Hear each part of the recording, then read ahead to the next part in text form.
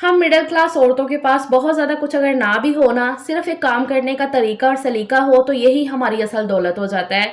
शदीद सर्दी के इस मौसम में घर को हर टाइम सेट रखना, खुद की तबीयत का ख़याल रखना और छोटी-छोटी बचत करके अपने घर की बेसिक ज़रूरतों को पूरा करना, ये सारी ना हम औरतों की ही ज़िम्मेदारी होती है। आज की इस व्लॉग में मैं कुछ आसान सी टिप्स आपके साथ शेयर करूँगी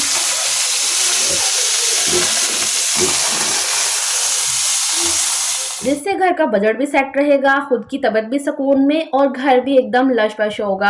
आज का व्लॉग भी बहुत इन्फॉर्मेटिव है, आपने बस व्लॉग को पूरा देखना है, बिना स्किप करे। किसी भी पॉइंट पे आज का व्लॉग आपको पसंद आए तभी एक लाइक और चैनल को सब्सक्राइब लाज़मी करिएगा। अस्सलाम वालेकुम, क्या हाल-चाल है? कैसी है मेरी प्यारी सी यूट्यूब फैमिली? अल्हम्दुलिल्लाह जी, मैं बिल्कुल ठीक-ठाक हूँ, अल्लाह का करोड़ों बार शुक्र है। यहाँ व्लॉग की शुरुआत हो रही है सुबह से, रूम समेटने से मैंने शुरुआत की है। अच्छा, आजकल जितनी शदीद सर्दी लाहौर में हुई है ना, सुबह-शाम की इतनी कोई धुंध है, कभी-कभी पूरा दिन भी धुंध रहती है। सूरज बिल्कुल ना के बराबर निकल रहा है। अब इस शदीद सर्दी में ना जितना हो सके खुद का ख़याल रखें, खुद को ठंड लगने से बचाएँ। उसके लिए ये छोटी-छोटी सी कोशिशें जो आप कर सकते हो, सबसे पहले तो जितनी कम हो सके ना उतने कम कपड़े धोने वाले आप निकालो। मतलब अब जैसे कि ये बेडशीट है, बेडशीट्स को धोने में काफ़ी मेहनत लगती है, पानी भी ज़ाया हो जाता है, एनर्जी काफ़ी वेस्ट हो जाती है। तो बस ये कोशिश करें कि जितना हो सके ना एक बेडशीट के साथ 10 से 15 दिन तो आराम से निकल जाएँ। मुझे पता है कि बच्चों वाले घर में ये थोड़ा-सा मुश्किल काम हो जाता है, लेकिन हाँ, अगर एहतियात करें ना तो ये पॉसिबल है। बच्चों को अगर समझा दिया जाए कि वो नंगे पाँव गंदे पाँव लेकर बार-बार बिस्तर पे ना चढ़े, उनके लिए एक अलग से जगह सेट कर दी जाए जहाँ पर बैठ के वो खेलें, कूदें।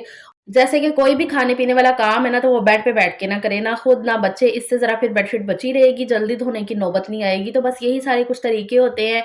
कोई भी भारी भरकम कपड़ा इन दिनों में तो बिल्कुल ना निकालें धोने वाला, और जैसे कि हमारे कपड़े होते हैं पहनने वाले, वो भी यही कोशिश करें कि एक सूट के साथ 2 दिन तो आप लाज़मी निकाल लें। बच्चे अगर बाहर नहीं ना जाते हैं खेलने के लिए, तो फिर उनके कपड़े इतने कोई गंदे होते भी नहीं हैं। मेरे बच्चे तो बिल्कुल भी बाहर नहीं मैं जाने देती हूँ। पहले मेरा सजील जो है ना, वो चले जाता है अपने फ्रेंड्स के साथ, नमाज़ पढ़ने तो ख़ैर वो जाता ही है ना, लेकिन ऐसा होता था ना कि पहले बैट बॉल वग़ैरह खेलने चले गए। अब एक तो फाइनल एग्ज़ाम्स आने वाले हैं, इस वज़ह से भी, और दूसरा सर्दी इतनी ज़्यादा है कि मैं बिल्कुल भी बच्चों को बाहर नहीं निकलने देती हूँ। तो इसलिए फिर बच्चे घर पे रहते हैं, ना ही ज़्यादा कपड़े गंदे होते हैं और ना ही फिर बहुत ज़्यादा कपड़े निकलते हैं। क्योंकि भी धोने भी हमने हैं, मेहनत भी हमने ही करनी होती है और सारे घर का ख़याल भी हमने ही रखना होता है। इसलिए अगर खुद का ख़याल रखेंगी तभी हम पूरे घर का ख़याल अच्छे से रख सकती हैं। तो ये छोटी-छोटी सी आदतों को जो है ना अपनाएँ और अपने आप को ज़रा बचाएँ सर्दी लगने से। ख़ैर, पूरे घर की मैंने क्लीनिंग कर ली थी, उसके बाद मैं फ्रेश होके आ गई इधर सीधा किचन में नाश्ता बनाने के लिए। आजकल बच्चों की छुट्टियाँ हैं ना, तो थोड़ा-सा ये लेट ही उठते हैं। इनके पापा उठ गए थे सुबह ही, वो तो अपने टाइम पे उठते हैं, उनको नाश्ता-वाश्ता करवा के वो चले गए थे शॉप पे, और उसके बाद फिर मैंने इन्हें उठाया था बच्चों को, ये फ्रेश हो रहे थे, तब तक मैंने पूरे घर की क्लीनिंग कर ली है। छुट्टियों में ज़्यादातर यही रूटीन होती है क्योंकि ये लेट ही उठते हैं बच्चे थोड़ा-सा, तो फिर ये होता है कि ना वो टाइम को मैनेज करने के लिए मैं उठते सार ही सबसे पहले क्लीनिंग कर लेती हूँ और उसके बाद नाश्ता होता है। तो अब एक साइड पे मैंने चाय चढ़ा दी है, दूसरी साइड पे तवा रख दिया है पराठे बनाने के लिए। आलू और पालक के पराठे बनाऊँगी। ये आलू पालक का सालन रात का पड़ा हुआ था। मैंने वीकली मील प्लान में आपने देखा ना, ये पालक को पेस्ट बना के रखा था बॉयल करके। तो जब शादी से वापस आए ना, पहले मेरा प्लान था कि ना मैं पालक और चिकन का सालन बनाऊँगी, मुझे और सलीम को काफ़ी अच्छा लगता है। लेकिन फिर हम जब शादी से वापस आए ना, तो बिल्कुल भी दिल नहीं कर रहा था चिकन खाने का। चिकन खा-खा के अक गए थे। तो अब मैंने कहा ज़रा ना फिर इसको मैं आलू में बना लेती हूँ। तो रात को आलू और पालक का सालन बन गया। बच्चों ने रात को नहीं खाया क्योंकि उनको पालक इतनी कोई ख़ास पसंद नहीं है। तो रात को तो उनको मैंने शामी फ्राई कर दिए थे। अब मैंने कहा कि ये पालक का सालन पड़ा हुआ है, तो मैंने यही इनको खिलाना है। तो इसलिए ना फिर मैंने ये पालक को पीस लिया था थोड़ा-सा, आलू पालक को, और मैंने कहा इसके मैं पराठे बना देती हूँ। पराठे ना इस तरह से ज़रा अच्छे लगते हैं, बच्चे खा लेते हैं, हालाँकि उनको पता है ये पालक के पराठे हैं, लेकिन इस तरह से फिर भी वो खा लेंगे। वैसे तो वो बिल्कुल खाने के लिए मना कर रहे थे। मेरी ये पूरी कोशिश होती है कि अगर इस तरह से सालन कुछ पड़ा हुआ है ना, तो मैं किसी न किसी तरीके से उसको यूज़ कर लूँ, ख़राब ना वो हो। वैसे तो सर्दी है, ख़राब नहीं होती है जल्दी चीज़, लेकिन हाँ, वैसे भी चाहे गर्मी भी हो ना, मेरी यही आदत रही है कि मैं सालन, कोई भी चीज़ जो है ना, वो ख़राब ना करूँ। बाय चांस अगर कोई चीज़ ख़राब हो जाती थी ना, तो यकीन करें सच में दिल दुखता है कि नहीं भई, इतनी मेहनत से इंसान कमाता है, सारी चीज़ें करता है, तो फिर अगर वो चीज़ हम ख़राब कर दें, बेसिकली ना हम फिर उसकी रिस्पेक्ट नहीं कर रहे होते हैं, इज़्ज़त नहीं कर रहे होते हैं अपने रिज़्क़ की। तो इसलिए जितना हो सके ना उतना चीज़ को अच्छे तरीके से यूज़ कर लें, उसका इस्तेमाल अच्छे से करें ताकि वो ख़राब ना हो। तो बस फिर ये पालक पड़ी हुई थी, तो मैंने कहा इसी के मैं पराठे बना के देती हूँ, बच्चे खा लेंगे, इनका नाश्ता भी हो जाएगा और सालन फ्रिज में से ख़त्म हो जाएगा। मेरी ये कोशिश होती है कि थोड़ा-सा भी सालन पड़ा हुआ है ना, तो पहले मैं उसको ख़त्म करूँ, फिर नए सिरे से जो है ना खाना-शाना बने। तो ख़ैर नाश्ता बन गया, सबको मैंने खिला दिया है। अभी ये ज़ोहर के बाद का टाइम है, तो मैंने टाइम से ना सारा सामान मँगवा लिया था। घर में टमाटर, प्याज़ वग़ैरह ना काफ़ी ख़त्म हुआ था, क्योंकि इस दफ़ा वही शादी में हम बिज़ी रहे ना, तो जो वीकली ग्रोसरी होती है ना हमारी ये सब्ज़ियों की, तो वो हम नहीं खरीद सके थे। तो इसलिए जो चीज़ें ख़त्म थी ना, वो मैंने फिर से झील से मँगवा ली हैं। तो यहाँ पर टमाटर वग़ैरह आया, जो भी चीज़ें बिल्कुल ख़त्म हुई थी ना, तो वो मैंने सारी मँगवा ली हैं। शुक्र है अल्लाह का कि इस टाइम पे सब्ज़ियाँ जो है ना काफ़ी सस्ती हुई हैं। शुक्र है अल्लाह का, अल्हम्दुलिल्लाह। बस आगे रमज़ान आने वाला है, थोड़े ही दिन बाकी रह गए हैं, फिर देखो चीज़ों की कीमत कहाँ से कहाँ पहुँचती है। अल्लाह ताला बेहतर करे भी सबके लिए। अच्छा, यहाँ पर ये आलू, इनको तो मैं वॉश ही करके रखूँगी। मुझे कमेंट भी आया था कि आप आलू वॉश क्यों करके रखती हैं, ऐसे तो ख़राब हो जाते हैं। भई कभी भी नहीं होते हैं आलू ख़राब। मैं तो ऐसे ही हमेशा वॉश करके फिर ही इनको रखती हूँ, क्योंकि इतने ही ज़्यादा ये मिट्टी वाले होते हैं। ऐसे अगर रख दो ना, तो मेरी एक आदत ऐसी है ना कि मैं तो फिर देखते-देखते ही उनको ना, मेरे दिल को कुछ होता रहेगा कि हाय इतनी मिट्टी वाली कोई चीज़ पड़ी हुई है। तो मैं ना ऐसी नेचर की हूँ, तो मुझे बिल्कुल भी समझ नहीं आती कि मैं ऐसे ही उठा के ना चीज़ को रख दूँ। हाँ, कोई चीज़ें ऐसी होती हैं ना जिनको धोए बगैर रखना होता है, उन पे इतनी मिट्टी वगैरह नहीं होती, जैसे कि ये टमाटर है, इनको मैं ऐसे ही उठा के फ्रिज में रख दूँगी। लेकिन हाँ, आलू मैं हमेशा वॉश करके अच्छे से इनका ज़रा पानी थोड़ा-सा ड्राई कर लेती हूँ ना, तो फिर इनको टोकरी में डालती हूँ, तो कभी भी ख़राब नहीं हुए हैं मेरे आलू, मैं इसी तरीके से रखती हूँ। तो ख़ैर जी, वहाँ पर आलू सारे मैंने वॉश करके रख दिए हैं साइड पे, और अब मैं खाने की तैयारी करने लग गई थी। जैसे कि मैंने बताया ना कि चिकन खा-खा के ना कि बस हुई पड़ी थी। अब दिल कर रहा था या तो साग हो जाए या कढ़ी हो जाए। तो बस फिर आज मैंने कहा कि चलो कढ़ी बना लेते हैं, कढ़ी और चावल बनेंगे। तो यहाँ पर मसाले की मैं तैयारी करने लग गई हूँ। मेरे अदरक लहसुन की पेस्ट बिल्कुल ख़त्म हुई पड़ी है काफ़ी दिन से, तो बना के रखनी है मुझे। और अब मैं सोच रही थी कि चलो रमज़ान की जब तैयारियाँ करेंगे ना इंशाल्लाह अज़्ज़ व जल, तो तभी सारा कुछ ना ये बना के रखेंगे, तब तक जो है ना ऐसे साथ-साथ ही बना के ना काम चलाते हैं। एक तो ज़रा ना टाइम भी नहीं उतना मिल पा रहा है, क्योंकि बच्चों के मेरे ना एग्ज़ाम शुरू होने वाले हैं। छुट्टियों के जस्ट बाद उनके जो है ना एग्ज़ाम्स हैं, फाइनल वाले, तो उनके लिए भी ज़ाहिर-सी बात है टाइम मुझे काफ़ी ज़्यादा निकालना पड़ रहा है। दूसरा दिन इतने छोटे-छोटे होते हैं, और तीसरा फिर जैसे ज़रा थोड़ा-सा भी टाइम मिलता है ना, बस दिल करता है कि बिस्तर में लेट जाओ और थोड़ा-सा सुकून कर लिया जाए, क्योंकि सर्दी इतनी ज़्यादा हो रही है। तो इसलिए ख़ैर अपने लिए तो वैसे बड़ा ही कम टाइम मिलता है, लेकिन हाँ, जितना भी मिलता है ना, दिल करता है बिस्तर में लेटने को। अच्छा ख़ैर, यहाँ पर मैंने मसाला वग़ैरह तैयार कर लिया और कढ़ी रख दिया बनने के लिए। कढ़ाई में मैंने ऑयल डाला और उसमें थोड़ा-सा प्याज़ मैंने चॉप करके ऐड कर दिया है। वो होता रहेगा एक साइड पे, और दूसरी साइड पे यहाँ पर मैं मसाला तैयार करती रहूँगी। चॉपर के अंदर ना ये सारी चीज़ों को मैं पीस लूँगी, एक ही दफ़ा में मसाला वग़ैरह तैयार कर लूँगी ना, तो फिर आसानी हो जाएगी। तो यहाँ पर मैंने ये टमाटर वग़ैरह काट लूँगी चॉपर के अंदर ही। इसी के अंदर सारा जो मसाला है ना, वो मैं ब्लेंड कर लूँगी, और बड़ी ज़्यादा सहूलत हो जाती है इस चॉपर के अंदर ना, चीज़ों वगैरह को इस तरह से ब्लेंड तो नहीं होती हैं, ख़ैर हाँ, चॉप हो जाती हैं छोटी-छोटी। और अगर आप कभी कढ़ी वगैरह बना रहे हो ना, तो उसमें हमेशा फ्रेश ही सारी चीज़ों को ना ऐड किया करो। मैंने यही चीज़ नोट की है कि अगर कढ़ी हो या इस तरह का ये साग वगैरह हो ना, तो इसमें जितनी फ्रेश चीज़ें यूज़ की जाए ना, उतना इनका मज़ा जो है ना वो दोबाला हो जाता है। तो ख़ैर यहाँ चॉपर में मैंने टमाटर, अदरक, लहसुन और सब्ज़ मिर्चों को चॉप कर लिया अच्छे से। 2 टमाटर थे, 7-8 सब्ज़ मिर्चें थी और अदरक, लहसुन था। अच्छे से मैंने चॉप कर लिया। अब इसी के अंदर मैं ये सारे मसाले डाल के रख लूँगी।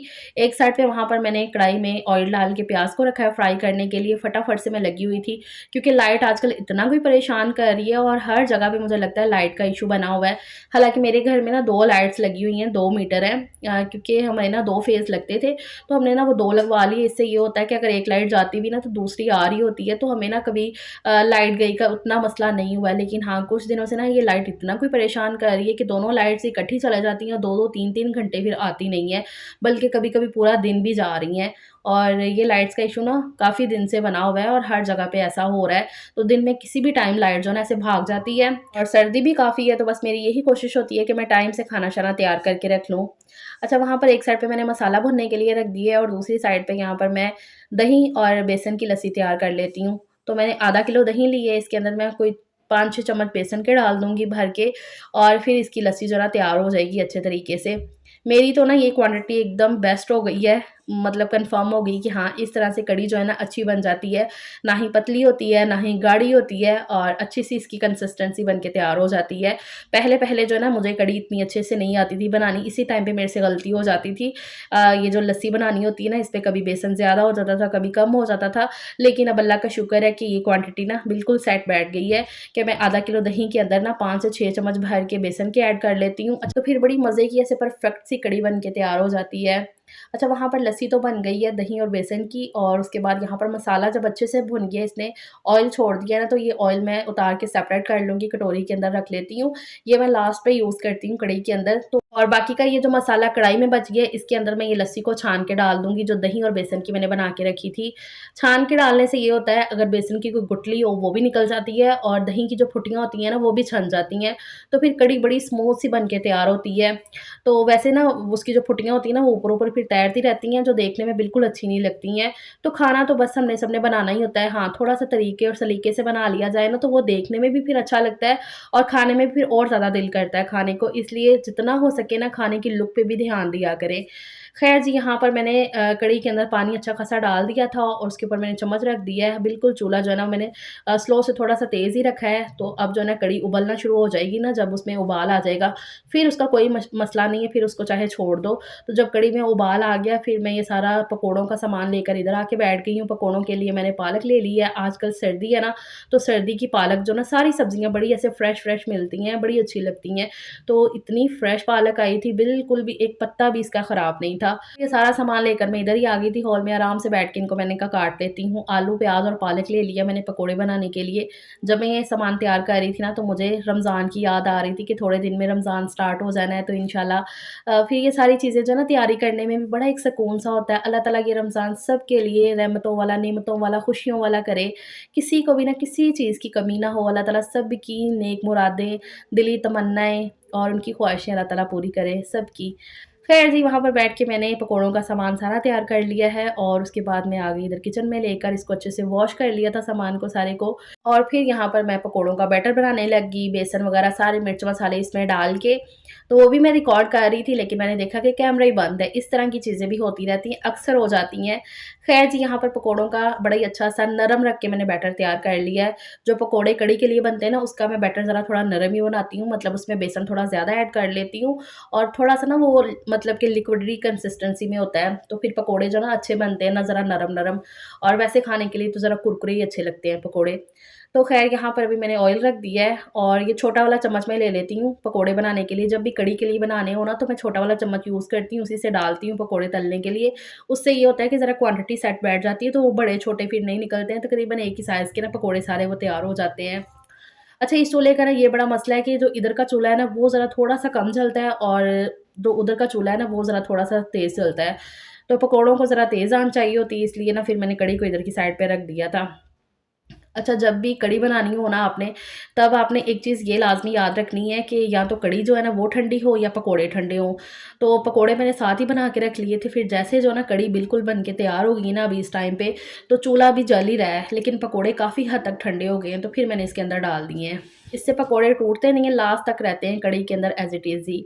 यहाँ पर जी कढ़ी तैयार हो गई है, मैंने चूल्हे से उतार ली है, लास्ट पे इसके ऊपर मैंने सब्ज़ धनिया डाल दिया है, और अब मैं इसको तड़का लगाऊँगी ज़ीरे का। के लिए मैंने थोड़ा-सा ऑयल इस फ्राई पैन में बचा लिया था, इसके अंदर ज़ीरा डाल दिया, इसको चटका लिया। अब ये ऑयल जो मैंने सेपरेट करके रखा हुआ था ना मसाले में से, वो इसके अंदर डाल दिया है।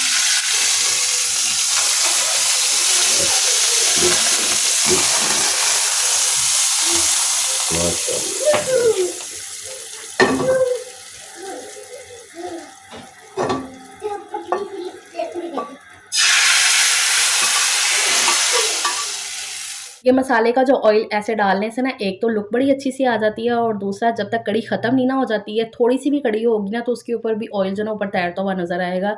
इसका ये होता है, लुक बड़ी अच्छी सी रहती है एंड तक कढ़ी की। तो ये है जी हमारी मज़ेदार सी डिलीशियस सी कढ़ी बन के तैयार हो गई है। कढ़ी और पकोड़ा बड़ी मज़ेदार सी, और साथ में चावल बना लिए हैं तड़के वाले चावल कढ़ी के साथ बड़े मज़े के लगते हैं। तो मुझे ऐसा लगता है सर्दियों की ना ये स्पेशलिटी है कढ़ी, साग, मज़े की लगती हैं ये सारी चीज़ें ना। फिर चिकन इतना कोई पसंद नहीं आ रहा होता है, ये सारी चीज़ें ना चिकन को मात दे देती हैं। ख़ैर जी, यहाँ पर मैंने अम्मी के लिए भी डब्बे में निकाल के रख ली थी कढ़ी की, उनके घर भी पहुँचा देती हूँ, और अपने लिए यहाँ पर खाना निकाल रही थी, कढ़ी चावल मज़ेदार से। ख़ैर जी, आज का व्लॉग यहीं पे एंड करते हैं। अपना बहुत सा ख़्याल रखिएगा। व्लॉग आपको पसंद आया हो तो लाइक करिएगा, शेयर करिएगा, और चैनल को सब्सक्राइब करना मत भूलिएगा। अपना बहुत सा ख़्याल रखिएगा। मिलते हैं बाद में। अल्लाह हाफ़िज़।